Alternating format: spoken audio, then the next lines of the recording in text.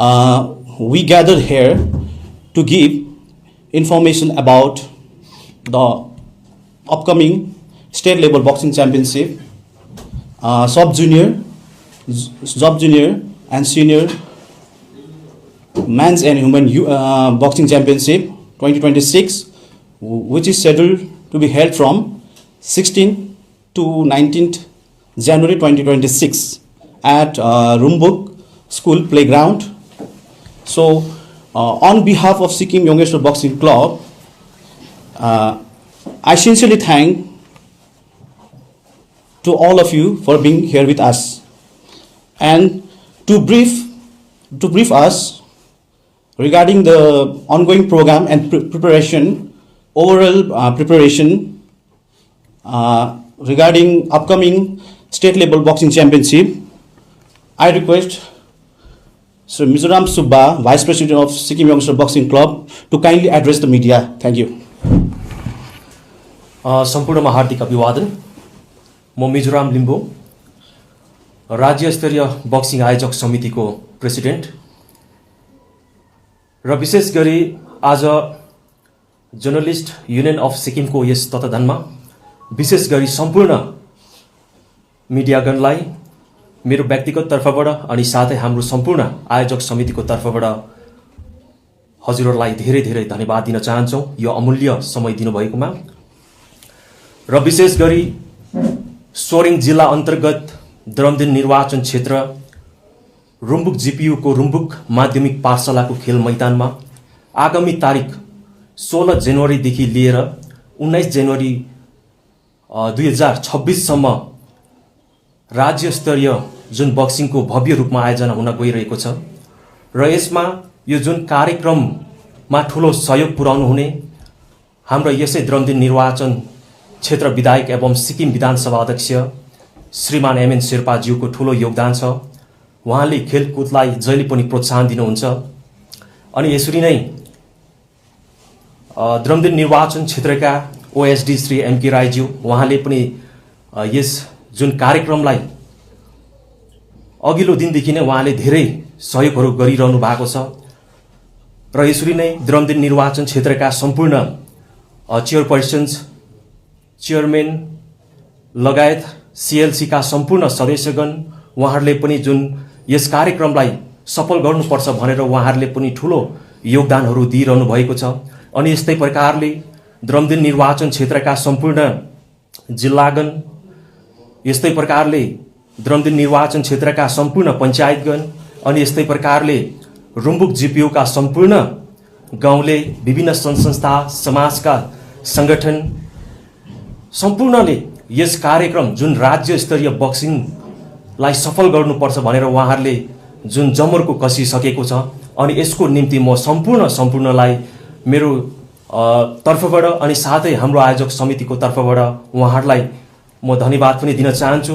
र विशेष गरी द्रमदिन निर्वाचन क्षेत्रमा पहिलोपल्ट यो राज्य स्तरीय जुन बक्सिङको आयोजना गर्न गइरहेको छौं, यो अवश्य नै द्रमदिन निर्वाचन क्षेत्रको इतिहासको पहिलो पन्नामा यो इतिहास लेखिनेछ किनभने अहिलेसम्म यो राज्य स्तरको कुनै पनि कार्यक्रम भएको छैन र यो कार्यक्रम सिक्किम यङ स्टार बक्सिङ क्लबद्वारा यो इतिहासको पन्नामा यो लेखिनेछ।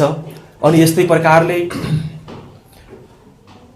जुन आज हामीले रुम्बुक जस्तो एउटा जग्गामा, रुम्बुक जस्तो एउटा दुर्गम क्षेत्रमा पनि आज हामीले यो राज्य स्तरको हामीले कार्यक्रम गर्न पाइरहेको छौं, जहाँ कि सम्माननीय मुख्यमन्त्री महोदयको जुन सुनौलो सोचले गर्दाखेरि हो आज उहाँले जुन खेलकुदलाई एकदमै प्रोत्साहन दिइरहनु भएको छ। उहाँ गोल्डन हार्ट हुनुहुन्छ, जहिले पनि उहाँले सहयोग गरिरहनुहुन्छ अनि यसको निम्ति पनि हामी सम्पूर्ण द्रमदिन निर्वाचन क्षेत्र जनताको तर्फबाट अनि साथै हाम्रो आयोजक समितिको तर्फबाट पनि हामी सम्माननीय मुख्यमन्त्री श्रीमान प्रेमसिंह तामाङ गोलेज्यूलाई पनि हामी धेरै धेरै धन्यवाद दिन चाहन्छौं। र विशेष गरी यो हामीले गाउँघरमा आज राज्य स्तरको कार्यक्रम किन गर्दैछौं भन्ने एउटा विषय म हजुरहरूलाई म दिन चाहन्छु किनभने अहिले नशालु पदार्थ, धूम्रपान, डिप्रेसन जस्तो बिमार, डिप्रेसन जस्तो शिकारमा आफ्नो जिन्दगीहरू बर्बाद गरिरहेको छन् र उहाँहरूलाई यो खेलकुदबाट पनि उहाँहरूलाई ध्यान आकर्षित गराएर उहाँहरूलाई पनि यस खेलकुदमा मनोरञ्जन है उहाँहरूले पनि हेरेर जीवनमा के गर्नुपर्ने रहेछ भन्ने यो एउटा हामीले एउटा यो मेसेज पनि हामी उहाँहरूलाई दिन चाहन्छौँ। अनि यस्तै प्रकारले हाम्रो जुन साभा प्रेसिडेन्ट हुनुहुन्छ जो अर्जुन एवार्डी जसलाल प्रधानज्यू, उहाँलाई पनि हामी धेरै धेरै धन्यवाद दिन चाहन्छौँ। उहाँका सम्पूर्ण इन्टायर टिमलाई पनि हामी धन्यवाद दिन चाहन्छौँ, किनभने उहाँले जुन एउटा रुम्बुक जस्तो जग्गामा एउटा राज्य स्तरको जुन एउटा प्रोग्राम गर्ने जुन उहाँले अनुमति दिनुभयो, यसको निम्ति पनि म उहाँलाई धन्यवाद दिन चाहन्छु। अनि यस्तै प्रकारले सम्पूर्ण यसै मिडिया मार्फत सम्पूर्ण खेलप्रेमी दर्शकवृन्द हजुरहरूलाई पनि हामी आउँदो 16 देखि 19 जनवरीसम्म यी नानीहरूलाई प्रोत्साहन दिनको निम्ति हजुरहरू सम्पूर्ण खेलप्रेमी दर्शकवृन्दहरूलाई पनि आइदिने म हार्दिक निमन्त्रणा साथै म अनुरोध पनि गर्न चाहन्छु। SYBC को as the CEO of the Sikkim youngster boxing club मैले क्लबको ब्रिफ हिस्ट्री एचिभमेन्ट र अहिलेसम्म क्लबले गाउँ समाज र आफ्नो क्षेत्र अनि राज्यको लागि चाहिँ के योगदान दिएको छ भन्ने कुराहरू राख्नु मलाई यो कर्तव्य अनि म जरुरी ठान्छु। सबैभन्दा पहिलो म honourable speaker SLA cum area MLA Daramdin constituency Shri MN शेर्पाज्यू प्रति हार्दिक धन्यवाद व्यक्त गर्न चाहन्छु। उहाँको मार्गदर्शन नेतृत्वमा यो भव्य स्टेट लेभल बक्सिङ च्याम्पियनसिप हुन सम्भव भइरहेको छ। यस ऐतिहासिक कार्यक्रमको लागि उहाँको योगदान अत्यन्त महत्त्वपूर्ण रहेको छ र म धन्यवाद दिन चाहन्छु हाम्रो दरमदिन कन्स्टिट्युन्सीका ओएसडी MK राई ज्यूलाई, CLC प्रेसिडेन्ट टिकाहाङ सुब्बा ज्यूलाई र तथा सम्पूर्ण रुम्बुक पब्लिकलाई र विशेष धन्यवाद दिन चाहन्छु सिक्किम एमेच्योर बक्सिङ एसोसिएसनका प्रेसिडेन्ट अर्जुन एवार्डी श्री जसलाल प्रधान ज्यूलाई उहाँको आशीर्वाद र उहाँको सहयोगले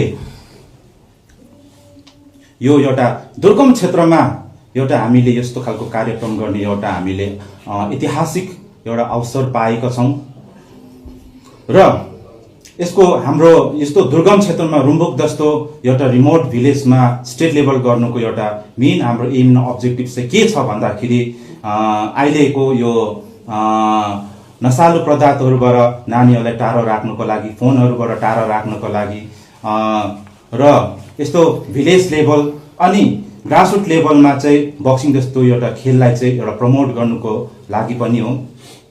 र हाम्रो एउटा ब्रिफ हिस्ट्री भन्नुपर्दा एचिभमेन्ट भन्नुपर्दाखेरि अहिलेसम्म सिक्किम यंगस्टर बक्सिङ क्लबले के गरेको छ भन्दाखेरि यो 1993 मा फाउन्ड भएको हो नाम्चीमा। हाम्रो फाउन्डर हुनुहुन्छ श्री जीवन कुमार राई र उहाँले 2010 मा चाहिँ रेजिस्ट्रेसन भएको हाम्रो क्लब हो। यो क्लब हाम्रो सिक्किमको एउटा पुरानो अनि एकमात्र रेजिस्ट्रेसन क्लब हो र यसरी नै मैले 2008 मा रुम्बुकमा सुरु गरेको हो र अहिले म नाम्चीको आफ्नै इतिहास छ।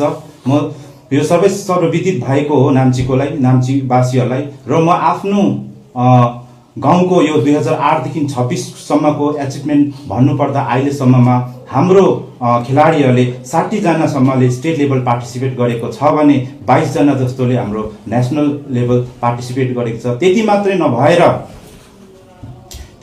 नभएर गोल्ड, सिल्भर अनि ब्रोन्ज मेडलसम्म ल्याउनु सक्षम बनेको छ र यसै क्षेत्रबाट बक्सिङको फिल्डबाट नै हाम्रो खेलाडीहरूले आफ्नो करियर पनि बनाएको छ। जस्तै सिक्किम पुलिस, IRB, त्यसरी नै इन्डियन आर्मी, यसरी नै आफ्नो राज्य अनि देशको पनि सेवा गरिरहेको छ। र अर्को एचिभमेन्ट भन्दा जुन हाम्रो सोरेङ डिस्ट्रिक्टमा खेलो इन्डिया कोच छ सुमन लेप्चा, वो पनि यहीँबाट प्र्याक्टिस गरेर गएको, मेरै अन्डरको गाइडेन्समा ट्रेनिङ गरेर गएको। यसरी प्रकारले म गर्वको साथमा भन्छु हाम्रो पूर्णहाङ लिम्बू जो अहिले NIS पटियालामा जो पन्जाब युनिभर्सिटीमा NIS कोर्स गरिरहेको छ।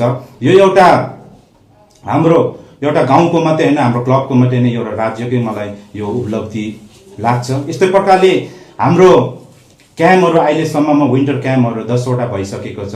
हामीले एउटा फ्री अफ कस्ट गरिरहेको छ, आफ्नो पकेटको खर्चले हामीले यो क्याम्पहरू यसरी चलाइरहेको छ। हाम्रो अहिलेसम्ममा हाम्रो 3टा ब्रान्च चलिरहेको छ, रुम्बुक, दरमदिन, सोमबारे।